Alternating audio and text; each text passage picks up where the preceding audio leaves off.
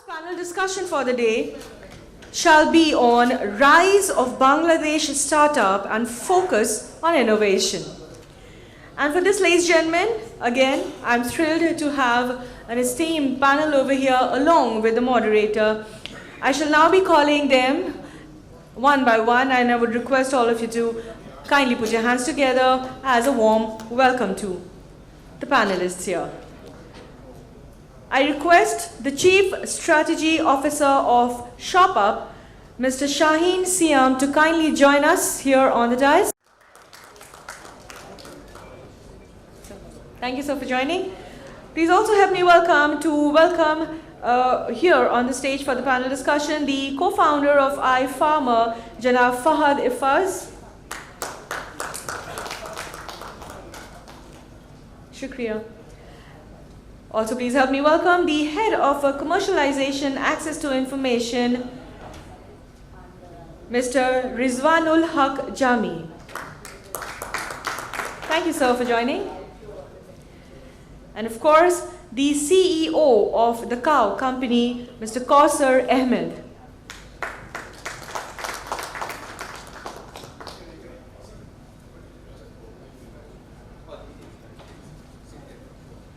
And now please put up your hands together as I call upon the moderator for this session, the CEO of e-Courier, Mr. Biplab Ghosh Rahul.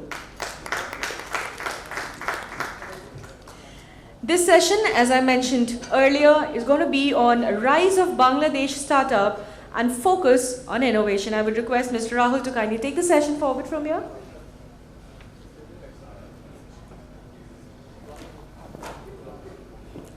Is it on? Yeah. So good evening, everyone. My name is Biplab Ghosh Rahul.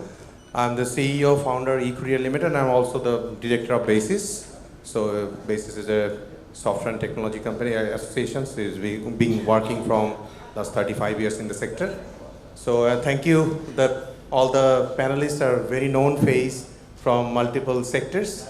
So though time is very limited, I'm just coming to a few interesting questions for panel. I'm just introduced with Kausar. Just give your simple introductions within very 30 seconds. Short one. Okay. Right, so my name is Kausar Ahmed, nickname is Nirav. I work as the founder and CEO of the cow company. What we do is we clean up photos, videos, and we create 3D models for virtual try-ons. We don't do any business locally. 100% of our business is export-oriented. And also, I served as the board member at Bangladesh Association of Contact Center and Outsourcing up until February. Thank you. I request Jami Bhai to give you a small intro.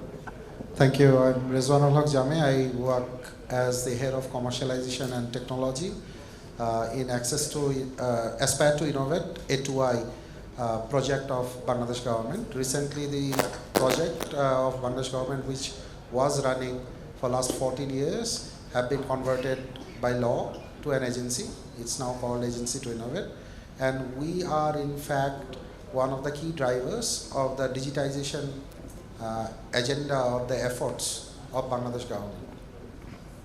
Fahad Bhai from iPharmer.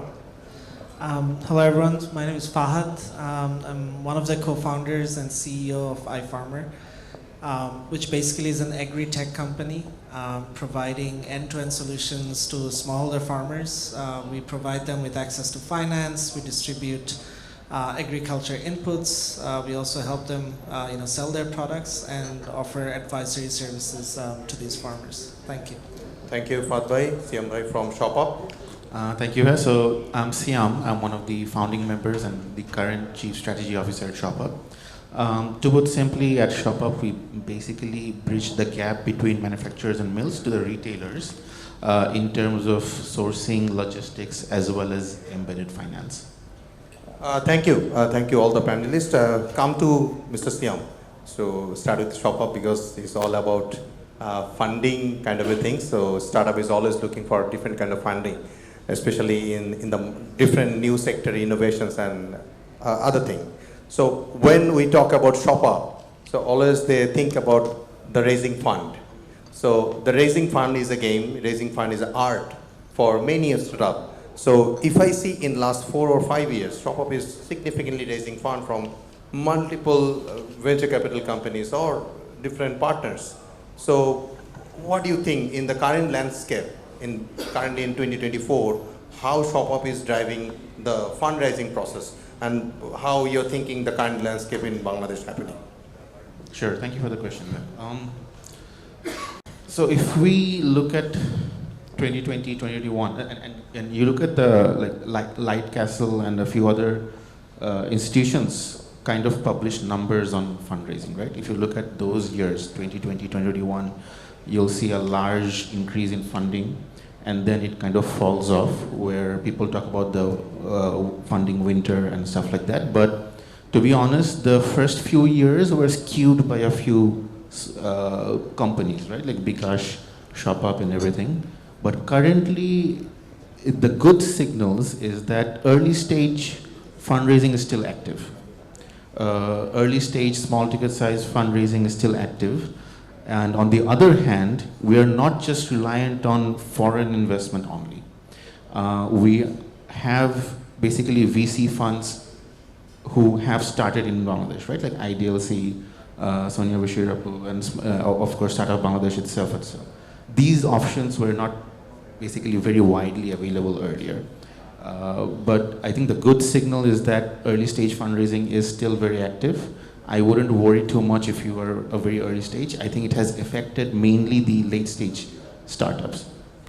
And for us as well, right? For ShopUp as well, the good thing was we raised a large round immediately before this winter started, right? But we realized, like every other startup, that the criteria or what the investor is looking for is changing over time.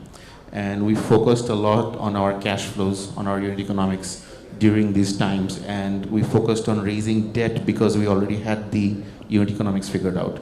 Instead of raising equity from VCs, we were raising debt to scale our operations. So thankfully, I think we've been able to achieve that. And right now... What about the bad things? You said about the good things. Right. What about the bad things? So, for example, the bad things are a lot of the things that we kind of faced, which a lot of the other startups faced as well, right? For example, in very early stages, we sometimes tend to think we know more than what the users want. We would build products and then go to the users and then receive a reality check that this is perhaps not what they wanted. Even if the core problem is the same, perhaps how it's being solved is not in the same way, right?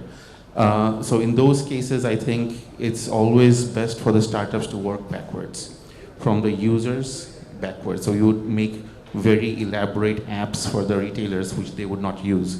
Rather, they would use simple technology, simple conversion. So I think that is something that has helped us grow to scale. But at the same time, the debt unlocking was one of the bad things that we wanted to do, and it took a lot of time, but we finally were able to unlock local debt. We were taking expensive foreign debt, but we are now able to raise more local debt for that. So. Thank you, Mr. Siam. So I'll get back to you again because your time is very limited. So I'm come to Fahad Bhai. So you have been running iFarmers, mostly agrotech. But what I've seen in the industry from NGO and from the financing part of the things, alternate finance always are looking forward, like from agrotech or other sector. So what do you think? Like how alternate finance can help to build mostly for a startup? Is that any valuable way to startup can run that alternate finance to boost up their business as well? Yeah, I think so. I think Bangladesh has been a really good country which has attracted, I think after the liberation war, since then, I think we've attracted a lot of, the way I put it, donor money, right? Donor funding, so be it World Bank, ADB, USAID, and all these other foreign embassies who are also investing. Typically, this money would go to NGOs, like till now. I think most donor funds are now, startups do come with new ideas. But the problem is that most startup founders, this funding opportunity is actually not in their radar. When they start the company, the first thing everyone thinks about, okay, I need to go to a VC. Right? But maybe early days going to a VC is a bit expensive, or going to angel investor is fine, but still going to anyone where you have to give up your equity is probably expensive because you haven't figured out the product market fit. You don't really have enough numbers to negotiate with these guys. Now, this is where I think the donor community can really help. It actually helped early days of iFarmer. We started our operations in partnership with CARE Bangladesh. Right? CARE took care of all the operations on the ground. They paid for it and stuff. We didn't have to spend anything. So yeah, I mean, early days when you're still building your product, trying to figure out product market MVP, and you need financing and resources. I think going to donor funds is a great idea. The only thing that startup founders needs to learn is the jargons and the impact side of things. Because donors, it's not free money. They want to give money for innovative products, but at the same time, they want to see that you're making some real impact on the lives of the people that you're working on. In hindsight, I think that's a great thing to do because it helps you as an organization to get more obsessed with your customers or your beneficiaries. So yeah. Okay. Yes.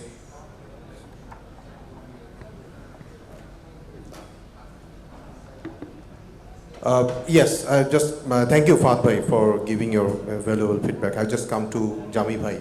So, Jami Bhai, you have been working with A2I, who is basically a government entity and one of the core stakeholder for bridging with the private sector and mostly from the government side. And I have seen in last 15 years, A2I given a valuable role for building the smart Bangladesh. First of all, in back 2008, when you talk about digital Bangladesh, now we are talking about smart Bangladesh. So what do you think, how can innovation can be the future of a smart Bangladesh? What is the key role A2I can play for our startups mainly? So A2I has been working in this field for last 14 years. We started with Prime Minister's office. Our initial work used to popularize computing within the government offices. We started from there. Now, wherever we have come, I'm not going to go there for the sake of the time. But there is a disconnect between not only the government and private sector, between government and private sector, but there is a disconnect within the private sector itself. I'll come to the government sector later, within the startup ecosystem itself, on how to look at the country perspective itself. That's a very big problem. We ran with this mindset, I'm talking about the private sector, on an LDC mindset. Fahad Bhai actually pressed on the funding part of it.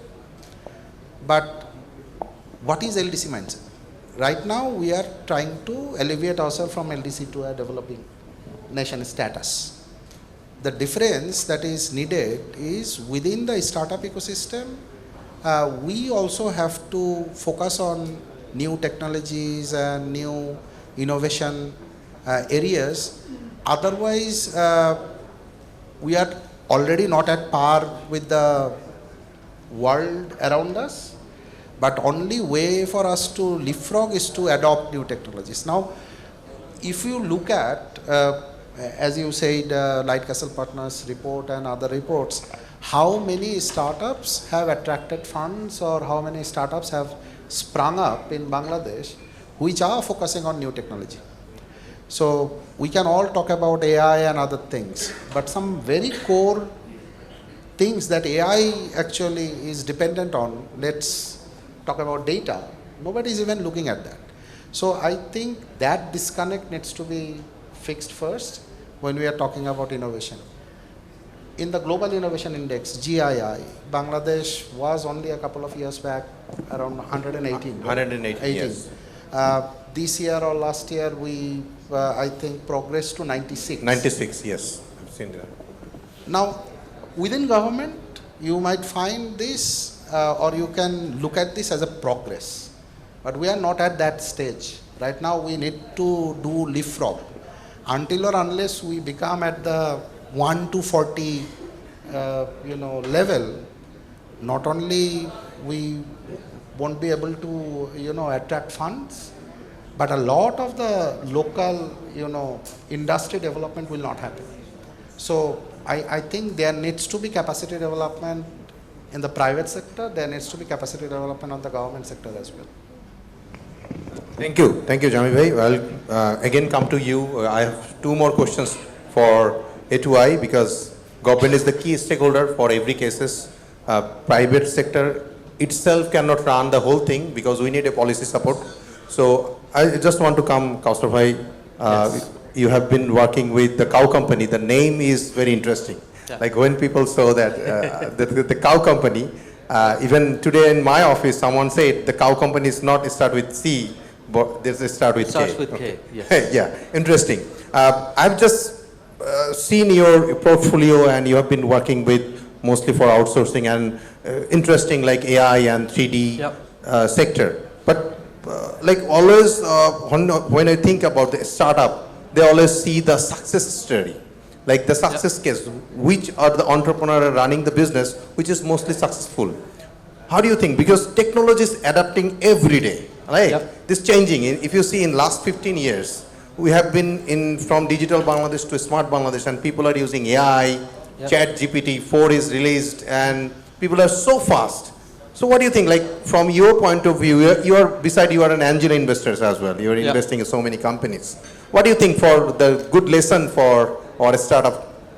Those are coming in the sector now. Well, that's a great question, but the way I look at it, when I studied the success of, let's say, for example, one Amazon or Walmart or JCPenney or all these other big box retailers or big tech companies like Microsoft or Google, the fundamental of what they were doing, I mean, the purpose of the business, right? That was rock solid.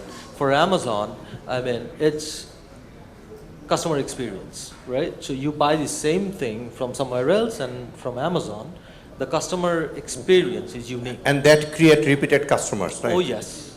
So, for example, back in London in March, I had a keynote, and where I had to speak about AI and the transformation of, businesses and individual lives, that how AI would possibly change our lives. I figured out at the end of the day that AI is not going to change anything by itself. What AI is going to do is AI is going to make you smarter, but you have to understand and accept the fact that AI is basically a tool. So for my business, I mean, there are a lot of questions in the creative and studio production space all over the globe that AI is going to eat up about 40% of your jobs, right? Now imagine if there is a possibility for you or any other business to grow their business by 35%, by 40% only using AI. So when you are able to grow your business with the help of AI, right?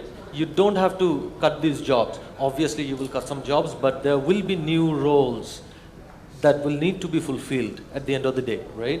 So we are all afraid of AI, but we just got to be smart enough to understand and accept the fact that it's a reality, that we will have to use AI, but the question is how we use it and how smartly we use it. That will define what we are going to do.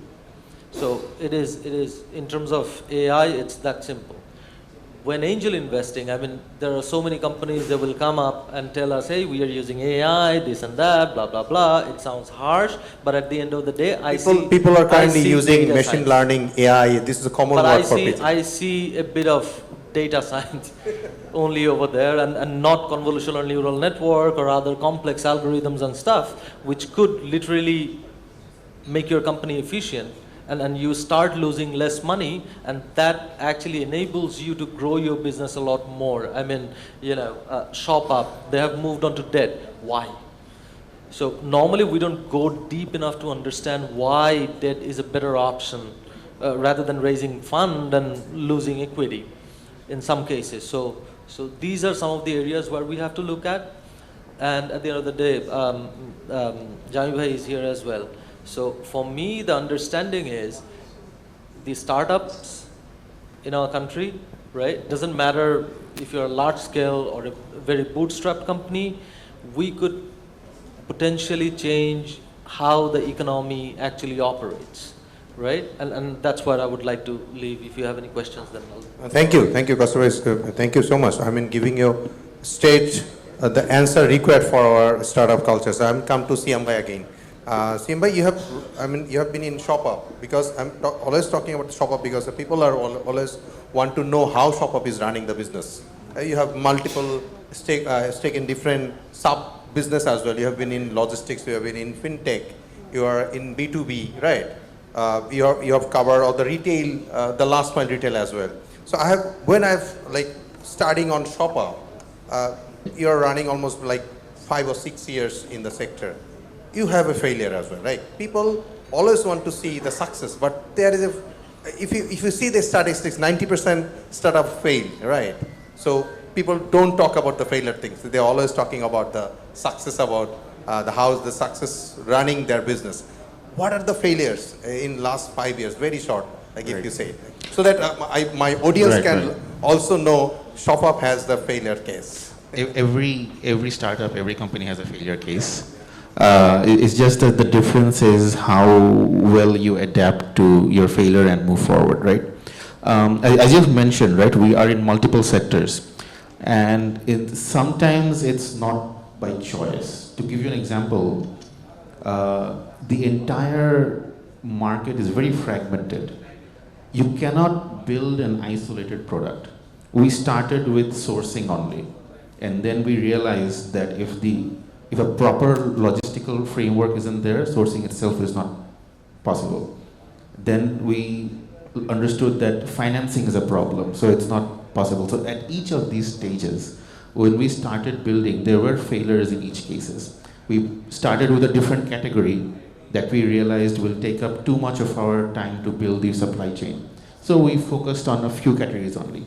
If you know, right now we do FMCG and rice and a few commodities, but we had things like electronics, we had things like apparel, but we realized that it would take too much of our resources and investment to build so many supply chains at the same time. So we focused on one. That's, I think, one of the main areas where I would say a lot of notable failures happened, closing down those different categories. But at the same time, I think the one large problem is no one, at least most of the startups in Bangladesh will struggle to build in isolation. So it's always better to build in a community where everyone is solving one problem each, instead of one person solving the entire problem across the chain. Okay, I mean, this sounds interesting. Sometimes like failure case is also for learning, because the management is think about the idea. They think there is something innovation we can run and then fail. But yes, of course we can learn from the failure. I'm just come to Fahad Bhai again. Fahad Bhai, you have been in agrotech. People are seeing your growth and everything. But again, when you talk about smart Bangladesh, how this agrotech can contribute to build a smart Bangladesh? Yeah, I mean, first of all, to build a smart Bangladesh, we need food in our belly. So definitely we need, and the food needs to come from farmers. And if you think about it, today the average age of a farmer in Bangladesh is about 48, 50 years, right? In the next 10, 15 years, they will not be in operation, or they'll probably retire. So the question is, who is going to be our next generation of farmers? Yes. Now, as of today, the so-called next generation of farmers are not really interested in farming, because they see it as a very manual, dawn to dusk job with very little return. And that is where I think Smart Bangladesh needs to play a big role in cutting down, for example, the time, in cutting down unpredictability, because there's so much unpredictability in farming, and that's where AI, machine learning, and all this stuff can come in to reduce a lot of these unpredictability. Labor is going to be a huge problem. So again, we need mechanization, we need sensors, robotics, whatever we can come up with, drones and stuff. So smart and agri-tech, I think, will play a very big role in building Smart Bangladesh, because you can't really leave one of the largest sectors which employs probably the largest population of the labor force, around 40% and more, and build a smart Bangladesh. So we have to focus on building smart agriculture while we're also building smart Do you think this for agrotech, as your farmer is the main production manager or production resources, but the technology adaptation is always the challenge for the farmers, right? Like if I talk about 15 years back, Jami can say they can send an SMS as a VAS 2323 can send.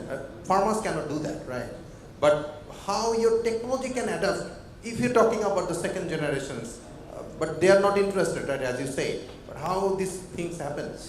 So first of all, unless you build technology for the farmers and keeping them in their mind, and I don't think it's fair to say that farmers are not adopting technology, right? Look at how technology has changed. Technology is not only about smartphones. I mean, when we talk about technology, every time smartphone and all this stuff come to mind. Look at the whole farm mechanization, irrigation, and all this stuff. Farmers have adopted this. The problem with the current so-called technology of smartphone-based and all this stuff, it was never built for farmers. Unless you have built it for me, why should I adopt it, right? So even today, affordability of a smartphone is not a problem for the farmers. The problem is when we ask them, why don't you still have a smartphone? You can buy one. It's like, what would I do with it, right? Unless you build an ecosystem where farmers understand that having a smartphone actually helps me to understand the pricing, helps me to sell at a better price, or get weather advisory and all this stuff right on my hand. There's no reason for them to adapt. Otherwise, it's a burden for them. So yeah. I think yes, fair enough. But again, Jamibe is the key part. I think because the government facilitator who can write down the Smart Bangladesh policy, who write down what will be our KPI for 2031, cashless society, smart commerce, so many things. Like we have so many targets in next 20 years, almost 50 years. One question, like we are talking about the emerging technologies, right? So and A2I is a organizations who have been seeing all kind of possibilities in different kind of sector. So my question is, for emerging technologies, how government can facilitate? This is very simple. Thank you. What do you think? Thank you. Very interesting. In Bangladesh, we are at the juncture of it's called kind of a progress dilemma. Just to give you an understanding, the government policy says the government systems for information security has to be within the border of this country. It's not only Bangladesh. You look at India, you look at other countries, similar policies are out there because of data security, correct? Now let's say if we want to create a large AI-based government infrastructure system, we need a AI-enabled data center, correct? So what is an AI-enabled data center? Thousands of GPUs. Bangladesh doesn't have that. Bangladesh doesn't have that. So it's an infrastructure problem, not a policy problem, right? So when we are talking about all those moonshot strategies, imagine what happened in USA, during Kennedy's time. We are going to move. Before that particular point, they were getting a beating out of Russia, Soviet Union, on space. But when you create a moonshot, you create those KPIs, private sector and government sector both gets a realization that look, these are the deficiencies. Now, what we understood over the last 5 or 6 years, if you try to create a lens through which you try to find out what are the deficiencies, you won't be able to identify all those deficiencies. Rather, you create targets, and when private sector and government sector will try to achieve those targets, those deficiencies come out. And then we can make policies, we can encourage the private sector to come forward and take care of those deficiencies. So that's the kind of the source that the government is trying to go forward with. That's the short answer. Thank you. I mean, if you see in last 15 years of the growth, and we always say digital Bangladesh word is a successful word from the government side, and last 15 years we have seen the tremendous drive by the government, and government build smart ecosystem for startup. They have investment currently through Startup Bangladesh. So ecosystem is building, but somehow the startup, they are feeling the secretarial middle point. There is still a bureaucracy, and like a startup is working like 24/7, right? Absolutely, absolutely. But the government's role in some cases is to kickstart. If you look at even the VC space in Bangladesh, although the Security and Exchange Commission have given out VC licenses, how many active licensed VCs you see in Bangladesh? Because that was not working, the government created Startup Bangladesh to kickstart things. But from the startup ecosystem, I would request all of you to think, give us another example of another country, 193 countries in the world. Where have you seen another government, VC or a VC architecture working in the startup ecosystem? It doesn't happen. So the big way forward that we see is to create public infrastructure, digital public infrastructure. Those are DPI we are talking DPIs about. we are talking about. And the key things that will hold the Smart Bangladesh vision will be DPIs. Look at India, the whole Aadhaar payment system, the whole UPI ID is system, also UPI, these are DPIs. If I now ask you, you are in the logistics sector, ShopUp is in the logistics sector, all of us at least understand. If I ask you one single question, how many trucks every day goes from Dhaka to Chennai? Where is that data? Which government agency will get that data? From where we will get that data? Export is connected with that, right? So, if we create DPI infrastructure which will track the toll plazas and gather those data, imagine what kind of innovative solutions come out of those data.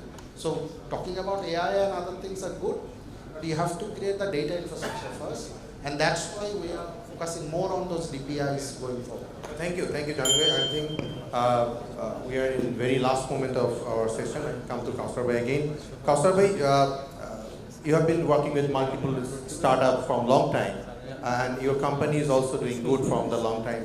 So what is the best practice startups should follow from the cow company point of view? I mean, the best practice, let's not forget that this is called startups. Yes. With a start and an out. So let me give you a scenario, right? Not only startup, even if you... Any business, right? Any business, like there might be growth, right? Yes. So why do you see growth and how do you see growth? If you look at the unit economics of our country compared to India, compared to Sri Lanka or any other country that we compete against, right? Our unit economics is a lot better. Now, let me give you an example in short. Let's say you have a business and you generate $1 million in revenue, right? You have your OPEX, you have this and you have that. If you are a wonderful businessman, at the end of the day, you have a 20% net. 20% net income, right? You have your inflations to adjust, you have your employees to take care of. Majority of our businesses are in partnerships, right? So you take a little bit of dividends. Where is your money to grow? $200,000, and then let's take the other 100,000 out of 200,000. And now, do you expect a 50-people company with a revenue of $1 million, scaling that up and making that $5 million business just with $100,000? How can we expect that? Startup Bangladesh has come into play, investing in companies. Now think about outside that structure. Now, do you expect me to go abroad and create an export market in IT and ITES with $50,000 in cash? Where's my cash flow? That's where the issue lies. But do you think like the entrepreneur who are running currently a startup or building a startup, they are focusing on more raising fund rather than working their own company? It's not about raising funds. It's about why do you need to raise funds, because you are trying to solve a problem. Yes, you are trying to solve a problem. If you don't have money, that's when you raise money. Or if you need, you have your MVP, right? You have your PMF, product market fit, and everything, and then you go and ask for money. Why? To grow, right? So growth needs money, and I think it's high time that this is supposed to after like 1 year or 2 years. It's not a time question. It's about the question of access to finance to solve a problem, right?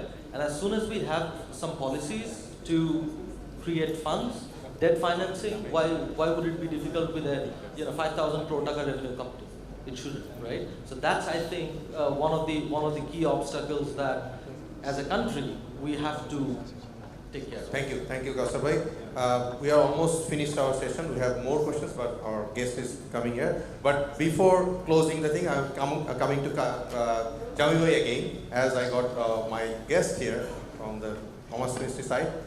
We have just last questions. We are just finishing about e-commerce, like as our ministers here. So we have deep challenges in e-commerce, and if you see the industry growth in last 5 or 6 years, people are focusing on e-commerce in different way. How government and ministry can help us regarding, because like so many things are blocked by like DBID is one of the challenges. We are working with CCMS and CLTP. Entrepreneurs are regularly giving the complaints about the DBID. I think I got the gist of your question. So the government started work e-commerce back in 2017. I was with ETY back then, as you know, in Prime Minister's office. In 2017, for our informed audience, if my home district is in Chapanao, so in Chapanao, my cousin ordered something on a renowned e-commerce website, and the e-commerce website cancelled that order because there was no logistic link. 2017 is not that far off. Today, nobody would believe that anywhere from Bangladesh, if you order something, things don't go. So progress has been made. However, we from ICT division at least, we firmly believe that e-commerce is the future, one of the future drivers of the economy itself. The responsibility of that growth falls to everybody, but the main owner is, of course, our Honorable Minister is Ministry of Commerce. And the Ministry of Commerce is going to create a new authority on digital commerce, which is in the books, let's say. What I understand, the platforms that you are talking about that might be a hindrance today will become actually leapfrog platforms when you create the policies or the agencies, the authority will be empowered to run those platforms. You talk about DBID. The way the platform is designed, once the authority takes over DBID, things will be automated. From a development point of view, I know. If you talk about CCMS, which is a central complaint management system, when we are talking about millions of orders a day, how do you manage consumer expectations? CCMS will be an automated ticketing solution, AI-driven, which will solve this. These platforms are there. The market is not ready yet, right? So that will happen, again, with Ministry of Commerce. And then CLTP. I talked about, how many trucks are going. We have survey data, but that data-driven backend will come when CLTP, another DPI, is going to come into effect. It is going to track not only cameras, toll plazas, cars, vehicles, and everything. And it will give you a data that, look, half ton, 5,000 cars have gone from this point to that point, and you will be then able to track logistics, right? So these kinds of DPIs, when they come online within the next 5 or 6 months, I envision, we will see a different 2025 and 2026 in e-commerce. And I believe we are at the culmination point of another explosion in e-commerce. Everything is there from policy point of view. It's just time from my perspective. Thank you, Jami bhai. Thank you, the panelists, Mr. Siam, Mr. Fahad, Jami bhai, and Kausa bhai. So thank you from our side, and we took the notes, got beautiful points, especially in different startup and the innovations, and from A2I side. So we are just closing our sessions. Thank you so much. We are taking any questions from you? Okay, later. So thank you, everyone. All right, thank you, gentlemen. Thank you so much. I would request you to kindly hold back a little longer on the stage. All right. Now, you have given us such an interesting session. You need all the applauses from the audience. And along with that, we really want to show you how much we respect you, your time and your efforts and your presence over here. And for that, ladies and gentlemen, I am here to request the President of Infocom Dhaka, Dr. Ijazul Haq, to kindly step up on the stage and to felicitate our panelists and our moderator. A round of applause, everyone. I would request you to kindly felicitate our moderator, Mr. Biplab Ghosh Rahul. Moving ahead with Mr. Shaheen Siam. Korotali dile amar mone hoy mondo hoto na. Moving ahead to Mr. Fahad Ifaz.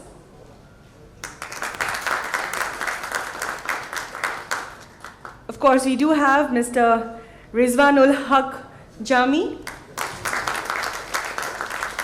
And of course, Mr. Kausar Ahmed. It's okay.